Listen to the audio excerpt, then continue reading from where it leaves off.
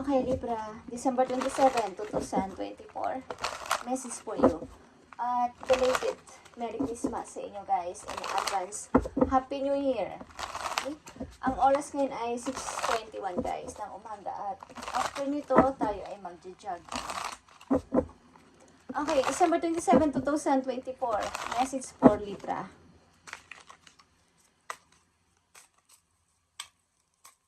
I need 3 messages for Libra, December 27, 2024. I need message for Libra. I need 3 messages dito for Libra. Mahalagang message lang for Libra. Ibigay mo ang tamang message ngayon, December 27. Simula ngayong December 27 is, pakawalan mo itong mga parang pinapaikot ka ng bigat sa dibdib mo ng mga pasakit na to galing sa nakaraan. Okay, parang kinikimkim mo o nasa puso mo pa. Pakawalan mo na to, okay? Yung mga lista-lista mo is punit-punitin mo na sa iyong diary o itapon mo na, sunugin mo na mga lista na yan o yung mga nasulat mo, mga memories na parang may halong galit. Okay, Libra, tingnan natin. Mahalagang message for Libra ngayong December 27, 2024. At ilang days na lang, tapos na ang 2024 guys. Okay, so tingnan natin ang mahalagang message for you, Libra. Tatlong mahalagang message for Libra.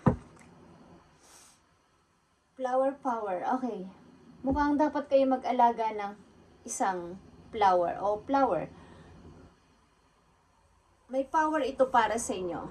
Kapag nakakita kayo ng bulaklak, para kayong nagkakaroon ng energy. Okay, Libra? First message for you. Okay. Pagdadalawang isip sa dalawang offer na opportunity, Libra, pagdadalawang isip. Alin ba dito ang i-choose kong trabaho? Alin ba dito ang i-choose kong lugar sa maybe pamimili sa dalawang napakagandang oportunidad? Okay, Libra. Tingnan natin. Nandito ang son o anak or your anak na lalaki. Your son is watched over and protected as he explore his world. Okay, meron kayong bagong silang na anak lalaki or meron kayong anak na lalaki na laging nakaprotect sa inyo o dapat ninyong bigyan ng pag-asa ang bata na to kung ito ay sanggol pa, Libra, o ipapanganak pa lang. Napiliin ninyo ang dapat yung piliin sa opportunity na to para sa ikakaganda ng kinabukasan ng inyong anak. Okay? Dapat kayong mamili na dito. Huwag na kayong maglimbo. Huwag na kayong mahirapan sa pagpili. Okay. Second message for Libra is Ace of Swords. Kailangan nyo nang maging practical this time sa iyong mga aksyon, sa iyong mga gagawin decision at sasalitain. At maging clear ng iyong communication sa lahat ng tao simula sa araw na to, Libra. Kayo ay buntis. Ilan sa inyo ay buntis o magbubuntis o nakatakdang magbuntis, guys. The birth of a child brings great blessings to you and the world. Okay, salapot sa iyo and sa iyong son. Ilan sa inyo is magkakaanak ng lalaki. Kung kayo ay buntis pa o magbubuntis pa ay magkakaanak kayo ng lalaki. Ilan sa inyo is may anak na lalaki. At kailangan ninyong pumili ng tamang landas at tamang pagpipilian sa opportunity na to para sa inyong magiging anak sa kanyang future. Third message is 6 of Wands. Okay. Kailangan nyo nang pili ng inyong kalayaan at lumaya na dito talaga ng tuloy-tuloy para sa inyong happiness. Maring may pagkakasunduan na kayo ng isang person na maghiwalay. Walk away. Aalis ka na dito sa leave the unhealthy situation and enjoy the new doors that open as result.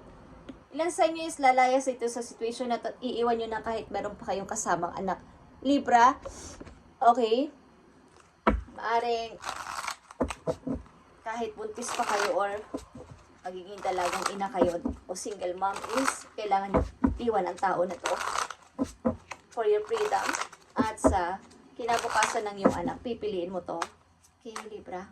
Sa mga Libra na nandito, kayo ay buntis o magbubuntis o nakatakdang magbuntis. So, maging aware kayo sa inyong situation.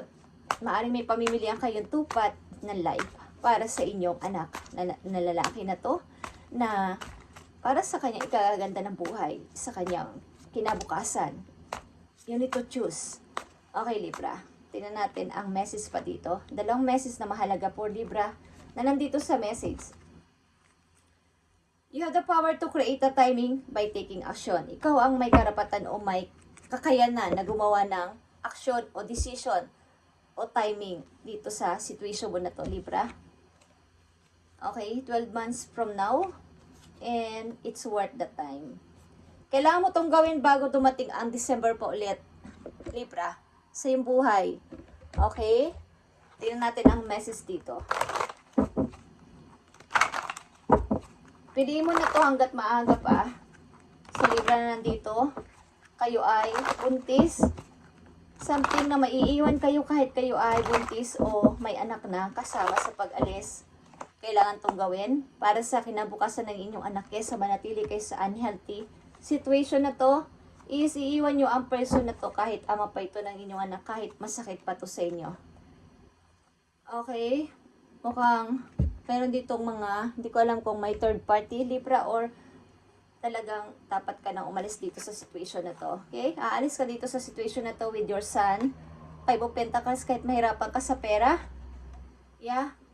Kahit hirap na hirap ang puso mo sapagkat maybe binigay mo ang lahat-lahat sa tao na to, pati ang puso mo. Kailangan mo maging isang matapang na isang ina. Kahit batang ina ka. Okay? Batang ina pa. Maybe batang mami ka pa. So, kakayanin mo to. As a Princess of Wands is isa kang strong na tao na magiging isa kang parang energy ng Queen of Wands pagdating ng panahon na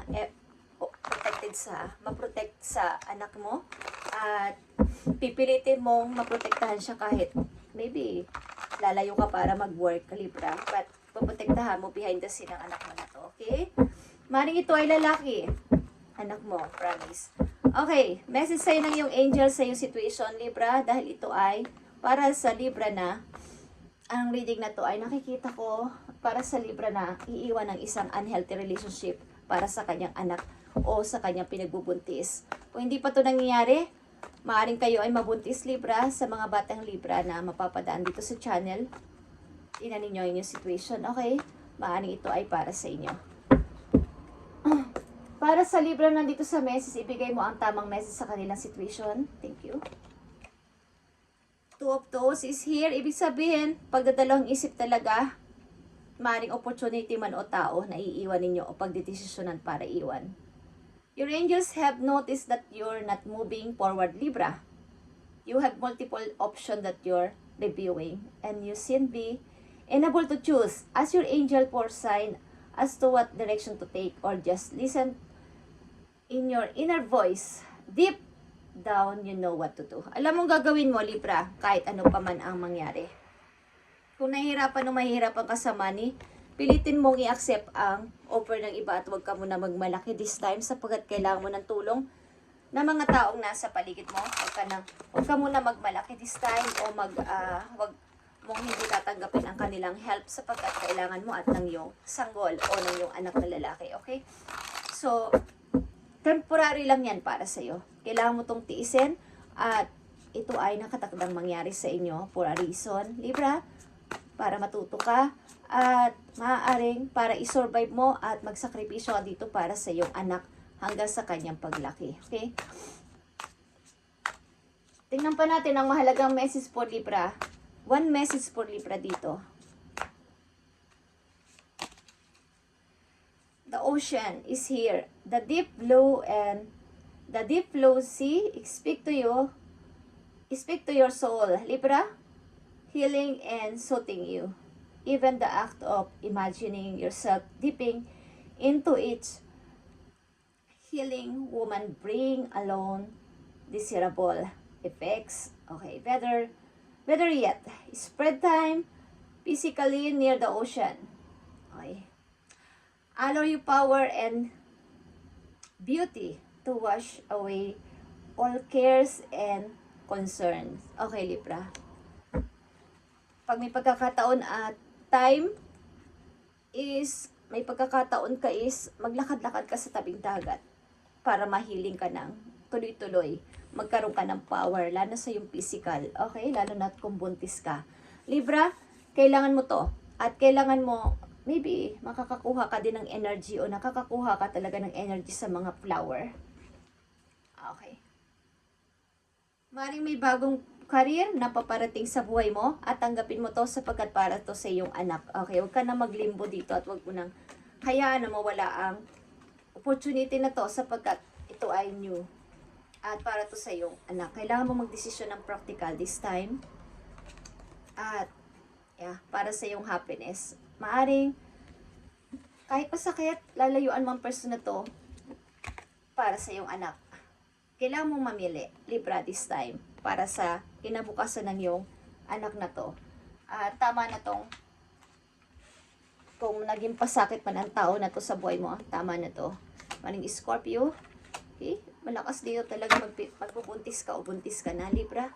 Sa Libra nandito sa message. Okay, pag nagbabasa ako dito guys ay sa mga taong pinapadalhan o papadalhan ng message guys. Pinagpipray ko to bago ko to gawin. And gumagamit tayo ng card but by using intuition and message from heaven guys. Okay? Hindi ako nagpo-focus ng 100% sa card. Okay, just saying. Thank you Libra and God bless sa inyo and belated Merry Christmas and Happy New Year sa inyong lahat guys. Advance Happy New Year kung kailan nyo ito mapanood ay pagpalain kayo ni Lord sa inyong mga gagawin. At sa pagtatapos ng 2024, sana'y maganda ang pagpasok sa inyo ng 2025 at wish ko to para sa inyo lalo na sa librang binasa ko sa ngayon at kayo ay buntis o magbubuntis. Sana ay palakihin nyo ng maayos at ipakita nyo sa inyong anak na to na kaya nyo. Kaya ng isang Libra na lumaban sa buhay. Okay? Kailangan magpatuloy ka maghiling at makakatulong ang flower at ang dagat para sa'yo, Libra. Okay, thank you and God bless, Libra.